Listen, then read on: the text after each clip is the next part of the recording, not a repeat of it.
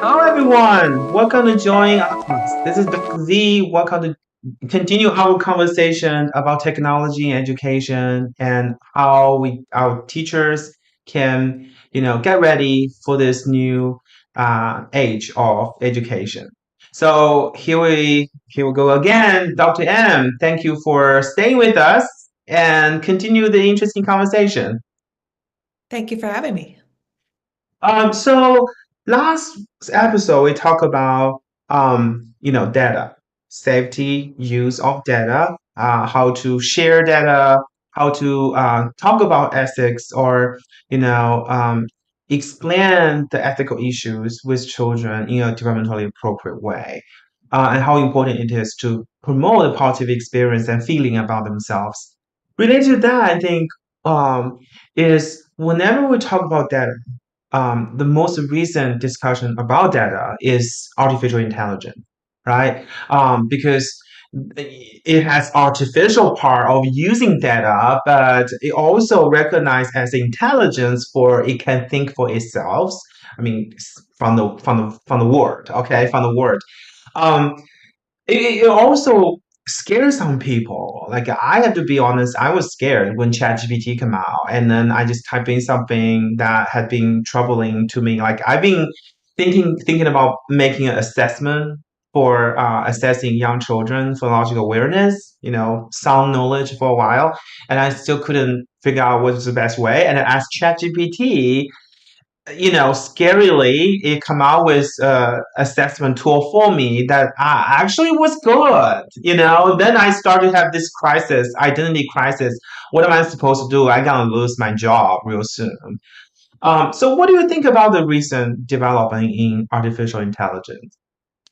Yeah, and so I was just listening to a podcast from Sam Altman, who's the CEO of OpenAI, who's the creator of GPT and ChatGPT. Um, and he was talking about like one of the reasons that they wanted to release ChatGPT when they did, which was about a year ago in November 2022, was because they're working towards a general or an artificial general intelligence, which is an AI that can do a lot of different tasks at once. We're not anywhere close to there yet, so he Mm-hmm. says, but he wanted to release the current version of GPT because he wanted people to understand like how much advancement had been made. Mm-hmm. So I feel like a lot of these things have been happening, but they've sort of been under people's radars because when you think of AI, and at least in the way that like ChatGPT embodies AI, Mm-hmm. it seems so futuristic and far away. And it's like, Mm-hmm. no, we're kind of close to something that seems like a human, but that Mm-hmm. seems like a human is an important part because it is created, that specific type of AI is created to seem very human-like. Mm-hmm. However, it is not at all human-like in its intelligence or the way that it works. Yeah, when So I first now when I think about AI, I think the first thing coming to my mind is a robot. A humanoid. How do you say that? A human droid. Is that human droid? Human yeah, droid AI. Android. Okay. And then it's like look like a person, has a face, kind of like a robot from Star Wars, that they can talk to you in some kind of like digitize the sound. Um, and actually, when I also check online, it seems that AI is really not a new concept. It was introduced back in 80s or even earlier time. Is that The right? 50s is when it Oh, started. 50. So did they like back in 50, did people see AI as we see AI today? Or like what was the I think it's fundamentally the same, which is that, so if we're talking about the difference between a computer and an Mhm. artificial intelligence, a Yeah. computer, you have to tell it exactly how to do a task. So Mhm. take in this information, process it in this way, and provide this output. So I have to click on this. So if I want to print a document, I have to technically find the button of print, and then a window jump out. I have to find the printer and then click print one side, and then my document got printed. I guess that's a computer, right? It's a tool we have Yeah. to travel step by step. Or Yeah. even like a graphing calculator. Like if I put in this equation, it's gonna make this really complicated thing that might take me an hour to do myself. Hmm. But it's got an exact step of sequences that or sequence of steps that is going to tell it how to do that.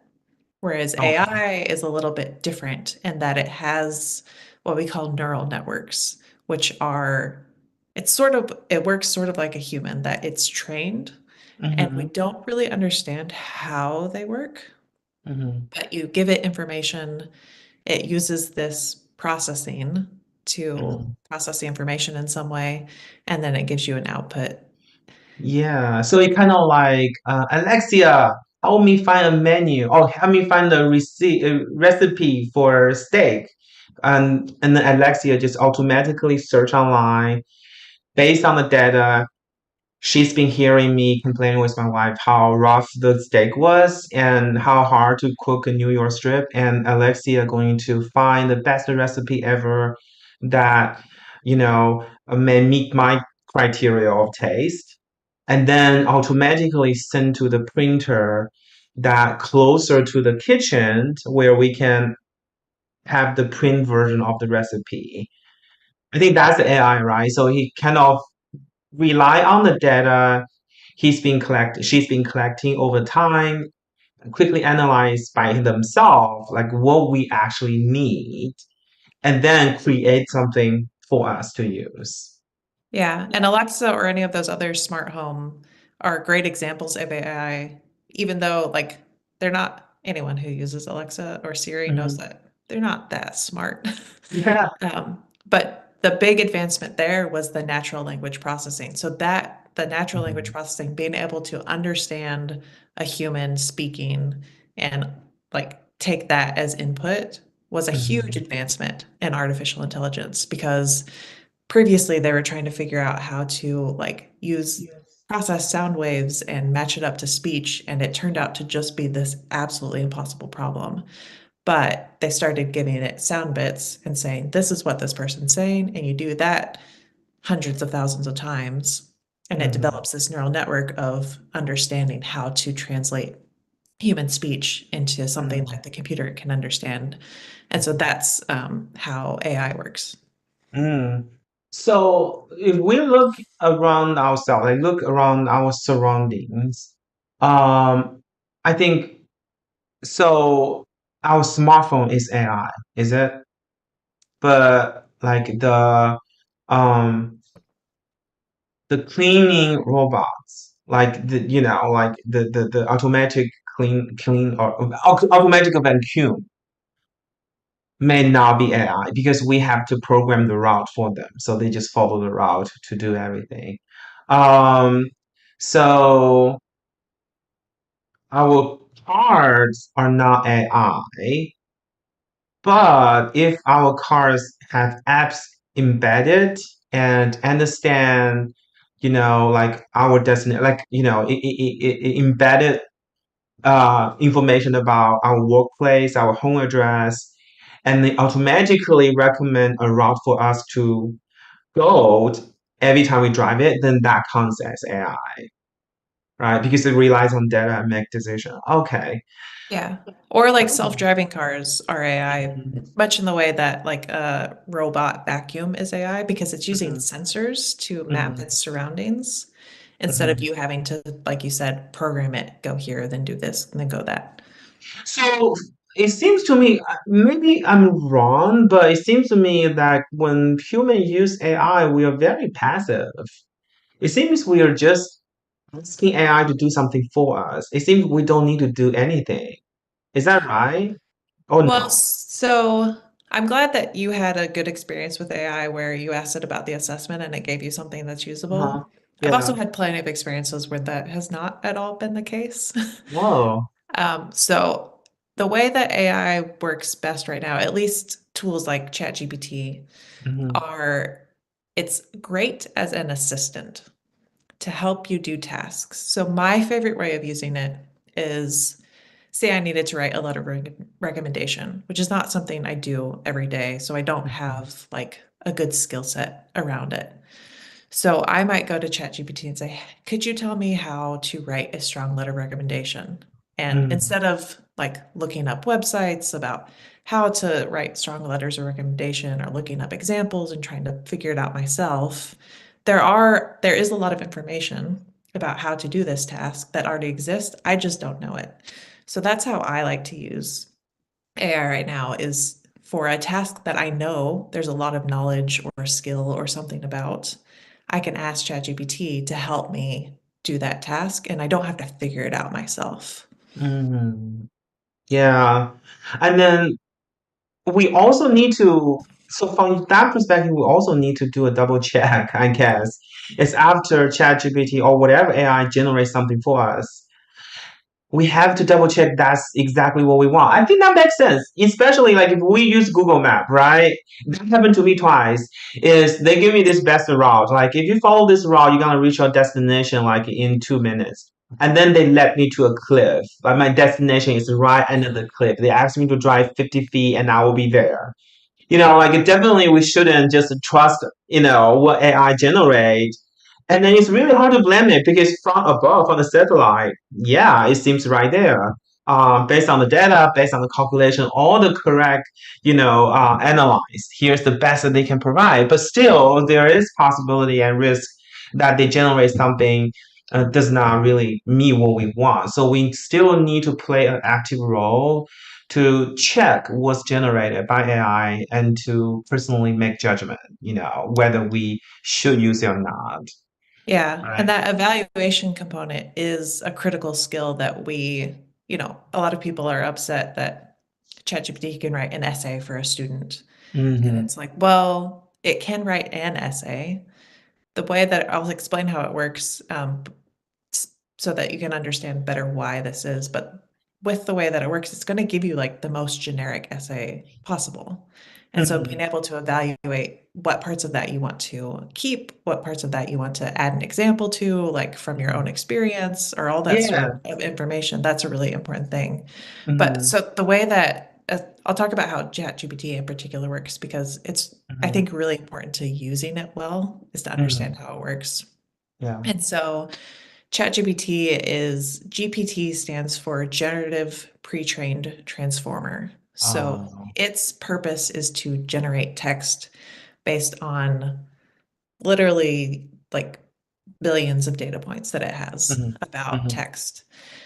And so when you ask it a question, it's trying to match those pieces of the question to information that it has been trained on.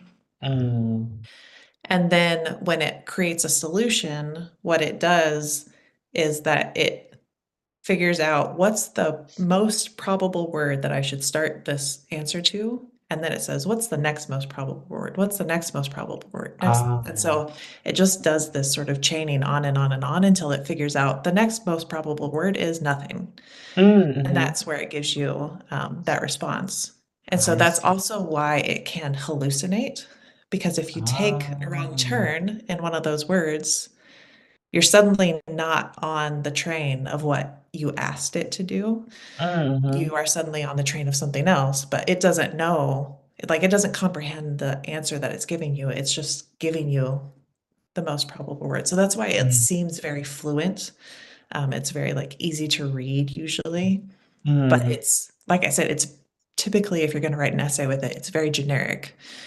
And So, also, I could tell, like, I know, like, well, in my class, like, with my students, I say, well, it's okay to use ChatGPT if you guys decide to.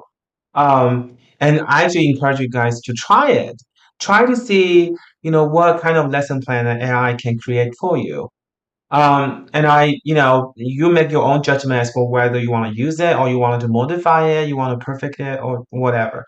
But when I grade students' assignment, I can clearly see what are the works directly generated by ChatGPT without any modification. Because, the choice of vocabularies and then the structure of the lesson plan always have this particular sections. And then they always prepared in a segment rather than, like a well-written essay and some discussion about the teaching and instruction. was very, very superficial. Like, when we talk about teachers preparing a lesson plan, and when you say, I'm going to read a book, you really should be very specific how you're going to read a book. And when you say ask a question, you really have to say what kind of a question, what kind of vocabulary you will use in a question when you describe it. But when ChatGPT or AI create the lesson plan, all of those teaching instructions are very generic and broad. Like step one, read a book. Step two, ask a question. Step three, make sure children are happy. Like those are definitely come from AI. And then related questions, I would like to hear your view on that. Is some people, because of the mechanism you introduced, right? And you can see that ChatGPT actually can create some biased results or output. Um, what do you think about that? Like, so the causes from the bias result partly come from this programming and mechanism of the training. But is there any way that teachers as a user, when they use ChatGPT, for example, like how can they tell that the output is biased, or is there any strategy that we can use to make sure we are not using a biased results? Yeah, and so speaking of that interview with Sam Altman, they're really working on the bias angle of AI. So the new version, GPT-4, is much better than Mhm. GPT 3.5 just because of all like when they released GPT 5 as part of ChatGPT in November 2020 or Mhm. 2022, they like part of how people were using it, they were now collecting data. So they had a much wider range of Mm, types of people using it than ever mm, before. So that has helped them address a lot of the bias. mm, Of course, you can't use the GPT-4 version without paying the $20 a month yet, but it will get better. However, in any human endeavor, there's always going to be a bias. So, yes. and it Yeah. depends, on your views of what you think bias is. So there's Mhm. always going to be that place for human judgment to come in. And so, like you mentioned, the lesson plans. Another thing that I really like to use GPT for, other than for like something that I know there's a skill set, but I don't have it like writing language recommendation, is to do like all this formulaic stuff that like it's not a good use of my time to be doing because it can take care of the sort of overarching lesson plan. And then you Mm, can have more time to spend saying, what book do I want to read? Like, what questions do I want to ask? And so that's where you can think about what those bias angles are, is it sort of frees up your time to think about those things because you're not mhm, spending so much time on these sort of rote tasks that you have to do, mhm. but aren't really novel to you. Yes. Yes. So from that, I think a follow-up question will be, when we use AI for teaching, when we interact with children, what part of AI or what kind of functions of AI should we explain to children or let children to experience? So I think it really depends. Like if, say, you're using GPT to provide feedback to a student on like their writing or something. Mm, So GPT would be really good at providing feedback on like basic grammar and sentence structure and all those sort of formulaic things that maybe, as you grade essays, you're always like, every single student makes this mistake of, you know, not using mhm. topic sentences or whatever. Um, Yeah. that wouldn't be the case in pre-K education, but whatever it Mhm. is in pre-K education, it's like I don't need to write that same feedback 30 times. So Um, GPT would be a great tool to address those sorts of concerns. mhm, And again, then that frees up your time as an instructor to really hone in on like 1 to 2 to 3 things that are unique about this student that they can improve. And so that's mhm. my favorite use of GPT in the like teaching space, Oh, is to yes. provide feedback to students that's both Yeah. what they need in terms of that generic feedback that everybody needs, but Uh-huh. also unique feedback for for the student? Yeah, now I think about it, it's more about how our teachers are required to complete all this assessment report, and sometimes it could be very tedious. And there are like administrative jobs and childcare center where they have to complete some kind of forms and some kind of report listing those factual data, I think those can all be done by AI if we, tell them, I say, oh, create this report summarizing this data in November, right? Then the chat GPT will create this report for you, analyzing data and create data. And then you, by reading the result, then can make a conclusion or have a discussion about what you need to do differently in December, something like that. So ChatGPT actually can help you to generate a data report, but it will be your turn to generate action plan based on the data report created by ChatGPT. So that will be really helpful for our teachers to experimenting when they develop this assessment report for children, right? Like when we collect data, and then what is the best way to present this data, best way to understand this data, and then we create this action plan Yeah. with the changes in teaching. And ChatGPT does really well if you give it a model. So if you say, I have these 5 pieces of data for a student, and I need to write a report that looks like this. Mhm. If for the next student, it's these 5 pieces of data, write the same report. Like it would do very well at a sort of Mhm. formulaic task like that. Yeah, and it seems to me like even for children, like for example, ChatGPT, this generative AI relies whole lot on what kind of prompts you provide to it, what kind of keywords you provide to it. Isn't this an opportunity to double dip with literacy development? Because I know like teachers have to read a book, have to guide children use vocabulary or write something.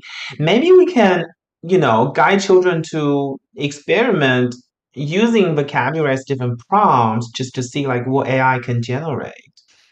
Yeah, and I think that's one of the most important skills when you're talking Mhm. about using AI, especially like generative AI tools like ChatGPT, is think of it as your assistant.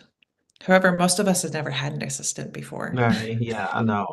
So you do have to develop those skills and like as particularly language skills of describing Yeah. what it is you want without, Mhm. just doing it yourself.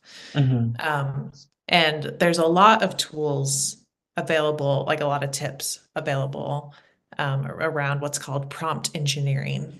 Mm. And that is, how to make a better prompt to get what you Yeah. want out of ChatGPT. I heard it becomes a job as well. Yeah, I don't know if it's real or not because there's misinformation all around the internet. But then there was one day I was reading a news about this person being a prompt engineer or prompt writers to generate AI to use AI generate something, and it comes to me and say, what? So like writing vocabulary now becomes a job? And then it really got me to think about the role of writing. I think in the past, I think all the way till COVID, we rely a whole lot on verbal communication, right? Talk to each other, call each other. And then when internet started to happen, we reached to a brief phrase where we email someone, right? Um, I don't know, like when I first time experience emailing, I did write legit letter. Like it was not. Remember, like long time ago when people still mail each other a letter. It's a legit letter. It's like a 2 pages long letter. Like people like wrote to the T. And I wrote letter and I even, like putting some drawing there, send it to my grandparents, and I just check my mailbox every day looking forward to the reply. So that was how old they look like. Back then people did right. And then telephone come in, cell phone came in, it's so convenient and people started to call each other and not many people continue writing letters. It took time and it's no longer an effective communication tool. And then when email began, people still at beginning like long email. Later on, people joke like if you see any email like longer than five lines, that must be a scam. Like nobody will write you a long email. And then we have this mind space. Remember the mind space and blog time is when people start to like find another self identity and create this long essay writing about their experience, travel blog, the blogger, in mid 2000s, early 2010 was kind of a hit, like people who actually can have lots of like make lots of money if they have a popular blog. And then short video come in, the TikTok, YouTube, everything come in, and people move away again from writing, right? Have a video of themselves talk with each other, 10 seconds, talk about your day. Um, and now it seems to me when ChatGPT start to come back or start to show up, and people realize, how AI can effectively collaborate with us, it seems writing become once again very important, right? Like when you have good writing skill, you have good vocabulary skill, you understand the logic line behind writing, then you actually can work more effectively along with the support from AI, right? And similarly, back to our conversation earlier was about, AI can only help you generate this, very generic and superficial writing. But when it reaches to high quality writing where you need to insert your personalized experience, your own voice, it still rely on your own writing skills, right? So from that sense, it seems to me like, literacy skill really is a essential skill that we need to teach children. But just with AI, probably we have a new context, new reason for learning literacy and learning writing. It's no longer just about expressing yourself and communicating with others, but it's a work skill that you are going to use in the future so that you can have high quality work. Yeah. Well, and that's why I explained how ChatGPT works, is because when you understand that it's just thinking of like, what's the probability of the next word, you understand why its responses are so generic. Mhm. And so, if the only writing you're doing is through ChatGPT, then you're basically only saying things that thousands of people have said before you. Ah, So there is right. there is a space for that. So Mhm. like sometimes I'll feed my academic papers into Mhm. ChatGPT to make like a more public audience facing version of it that's easier for Oh, someone who doesn't have a PhD to understand. And right. that's a great use for it, but it's not going to come up with the ideas that I have in my area of expertise that, only 5 people are like studying this thing. Mhm. So like it's still important to have those ideas and to be able to express those ideas. Yeah, I think that's the place where we have to stop because when we talk about ideas, that's a whole lot, interesting thing we need to talk about next times. Um, so you mentioned on that, I think we should definitely continue our conversation about the creativity and innovations, right? And the sense of these ideas, because when we think about the public education, you know, even now, even today, we still focus a lot on children's skills, the cognitive skills, math, literacy, science.